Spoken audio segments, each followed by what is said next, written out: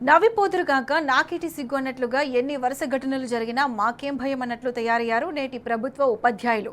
రేవంత్ పాలనలో వరుసగా food poison ఘటనలు జరుగుతున్నా కనీస జాగ్రత్తలు తీసుకోవడంలో విఫలమవుతున్నారు.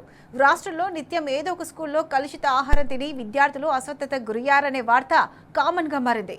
చిన్నారులకు కనీసం నాణ్యమైన భోజనం పెట్టడంలోనే ఇంత నిర్లక్ష్యంగా ఉంటే వారికి ఇక చదువు ఎలా చెబుతున్నారో అని పేరెంట్స్ ఆందోళన వ్యక్తం చేస్తున్నారు.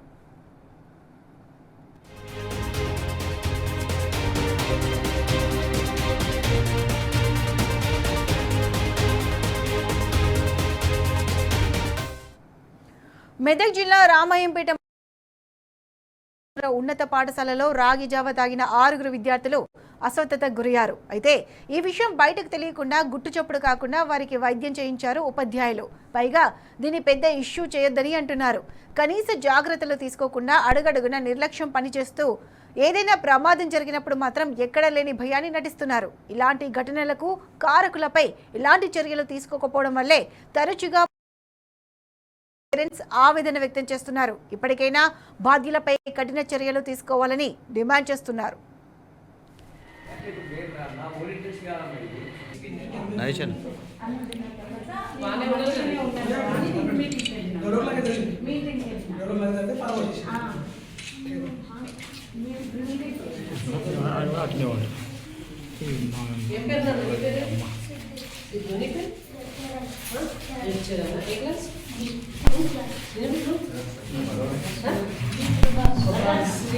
మీ అందరికీ రిక్వెస్ట్ ఉన్నది, మీ మీడియా వాళ్ళందరికీ నా రిక్వెస్ట్ అనుకోండి.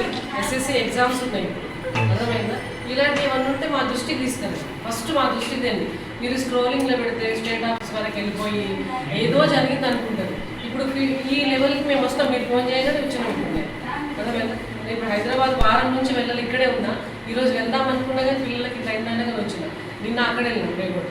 కాబట్టి మీరు ఏదైనా ఉంటే మా దృష్టికి తెండి. ఫస్ట్ అంత సీరియస్ ఉంటే చూద్దాం. సీరియస్ లేదు కదా ఇవాళ ఇప్పుడు మా పిల్లలు వదిలిపెట్టి వచ్చిన వాటి వీళ్ళు మా పిల్లలనే సీరియస్ లేదు అంటే ఇన్ కేసు వాళ్ళ సీరియస్ పొజిషన్ అయ్యింది.